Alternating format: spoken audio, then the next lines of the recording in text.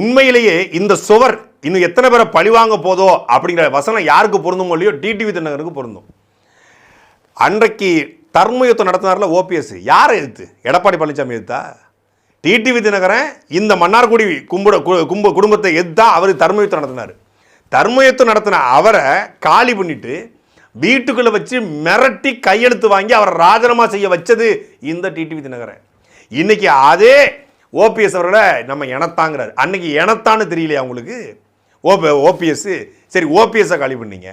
அப்புறம் எடப்பாடி பழனிசாமியும் காலி பண்ண பார்த்தாங்க. காலி பண்ண பார்த்தா அவர் கொஞ்சம் சுதாரிச்சதுனால வெளியே வந்து அமமுக வெளியே வந்து 18 எம்எல்ஏக்களை வச்சு ஆட்சியை கவுக்க பார்த்தாங்க. அதனால தான் அவர் துரோகின்றார். இந்த ஆட்சியை கவுக்க பார்த்த துரோகிகள் என்று எடப்பாடி பழனிசாமி குற்றஞ்சொல்ல காரணமே ஆட்சியை கவுக்க பார்த்தாங்க. நீதிமன்றம் வாயிலாக பதவி நீக்கி விட்டாங்க. சட்டமன்ற உறுப்பினர் தகுதி நீக்கம் செய்யப்பட்டு அப்புறம் இடைத்தேர்தல் நடந்துச்சு.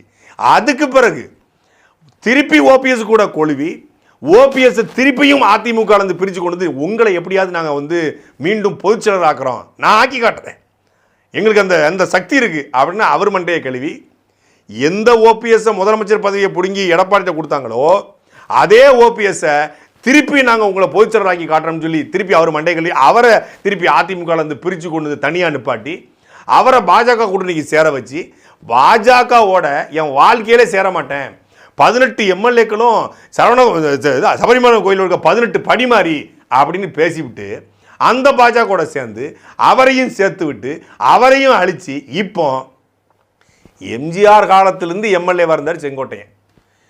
எடப்பாடி பழனிசாமிகளுக்கு முன்னாடியே எம்எல்ஏவாக இருந்த செங்கோட்டையன் நீங்கள் எவ்வளோ பெரிய ஆள்? நீங்கள் எம்ஜிஆர் காலத்தில் இருக்கீங்க, அவர் சின்ன பையன். நீங்கள் திண்ணையை பிடிச்சி நிற்கும்போது உங்களுடைய வேட்டையை பிடிச்சி நடந்தவர் அவரை போய் நீங்கள் வந்து பின்தொடர் போகலாமா? நான் ஆக்கி காட்டுறேன் உங்களை முதலமைச்சரா. வடிவேல் ஒரு படத்தில் டீ ஊற்றிட்டு இருப்பாப்ல, அப்போ சிங்கம் சீட்டில் வந்துட்டு இருப்பாரு. வடிவேல் சுற்றி டீயை கொடுத்துருப்பாப்ல. ஆனால் சில்லறை அப்படின்னா லூசு பேட சைக்கிளில் போய் டீ வைக்க போறியா, பைக்கில் போய் டீ வைக்க போறியா? அண்ணன் ஒரு தடவை தோத்து பார்த்தேன்டா, இரு ஒரு நிமிஷம் நான் பிடிச்சிடறேன், நான் இப்படியே போயிடுறேங்க காசு கொடுத்தீங்கன்னா அப்படின்னு பார்ப்பல. உடனே தோத்துட்டு மொத்த டீயும் வித்துட்டு சைக்கிளை வச்சு விளையாண்டு போயிடுவாப்ல. அது மாதிரி இப்போ செங்கோட்டையை வச்சு விளையாண்டுட்டு இருக்காப்ல டிடிவி தினகரன். சிங்கமுத்து எப்படி வடிவேலுடைய சைக்கிளை வச்சு சீட்டு விளையாடப்பலையோ அதே மாதிரி தான் செங்கோட்டையை வச்சு இந்த அரசியல் விளையாட்டை செங்கோட்டையன் ஓபிஎஸ் தனியாக நின்று சாக முடியாது, சேர்ந்து சாகும் அப்படின்னு சொல்லி முடிவெடுத்து செங்கோட்டையனையும் பழி கொடுத்துருக்காப்புல டிடிவி தினகரன். இந்த சுவர் இன்னும் எத்தனை பேரை பழி கொடுக்க போதும்? டிடிவி தினகரனை பேசணும், அவரை குறி வச்சு தாக்கணும், அமமுக பேசணும் அப்படிங்கிற அளவுக்கு அமமுக ஒரு பெரிய சக்தியும் கிடையாது, பேசுகிற அளவுக்கு டிடிவி தினகரன் ஒரு பெரிய ஆளும் கிடையாது. ஆனால் டிடிவி தினகரனை பற்றி தெரிந்து கொண்டு பேசுங்கள் என்று அவருடைய தொண்டர்களும் தோழர்களும் கேட்டுக்கொண்டதுனால இந்த அளவுக்கு தெரிஞ்சுட்டு பேசியிருக்கேன்.